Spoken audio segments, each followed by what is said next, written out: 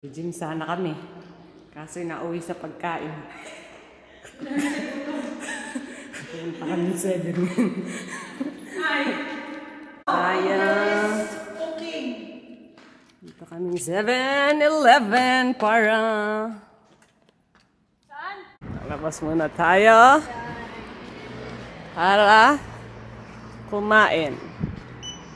Okay, look at that. At tayo sa 7-Eleven, ang paboritong kusina ng bawat pamilyang Pilipina. Instant. Ng parcel si Lucrecia, by Utot. Parcel na naman po ang ating bubuksan. Masaya na naman po si Lucrecia. Kaya shopping na naman po siya. Ayan. Guess nyo kung ano ang pabangong ito. Oh. Ang pabangong pampabaho, charot. Wow, wow, wow, wow. What is this? Yan ang gagawin nyo.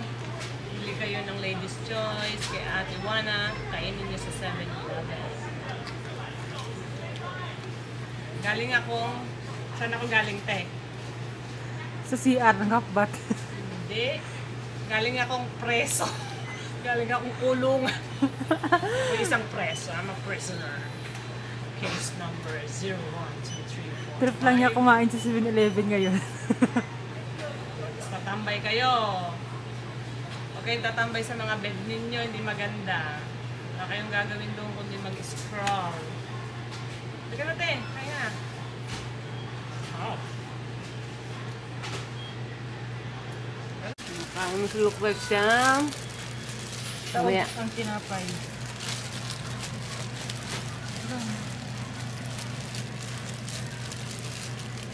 Ito na. Ang gusto niya ay puwit. Puwit ng tinapay. Dala ka ng sarili ng palaman sa 7-Eleven. Ayan, ganyan ang gawin nyo.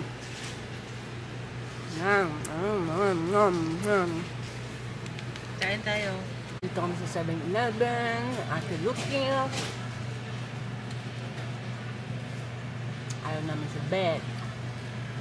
Bawal ang higa. Isip higa.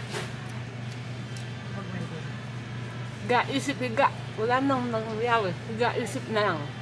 Shopping sa Shopee. Oh, kasi wala na eh. Diretso na ako eh. Oo, para hindi na siya. Ay naku. Ay di ano. Mag-rant na tayo dito. Mag-iisip na naman ako? Mag-iisip na naman siya. Ano naman? Hindi na naman nakakatulog ka, isip. Huwag natin pangalanan, Mr. M. Mamaya alas 10, iyak na naman to. Oh, iyak na naman si Lucrecia. Pag alas 10, alam mo na. Iyak na si Lucrecia. O, huwag ka nang magparamdam ha. Sinasabi ko sa'yo. Magparamdam kung ka, ayaw wala mo. problema, wag na. Wag na. Straightforward ka na. Huwag mo nang isipin. Kung maghanap ka ng problema na ibigay Pahirap. sa akin, Kung ayaw kayo, mo ng ganun. Kung kayo'y meron na, o edi meron na. Masaya ka na. Siguro nag-away sila. Nag-away sila, naalala ka niya. Ganun, ang galing din, iba din. Kilala namin kayo, huwag kayo magtako kung Nag-away sila. nag-away. Kaya ang ginawa, humanap ng ibang baling. Binalikan yung ano. Ayos ba na may ginagawa niyo ngayon? Mali yung mga ginagawa ninyo. Kasi masakit yun.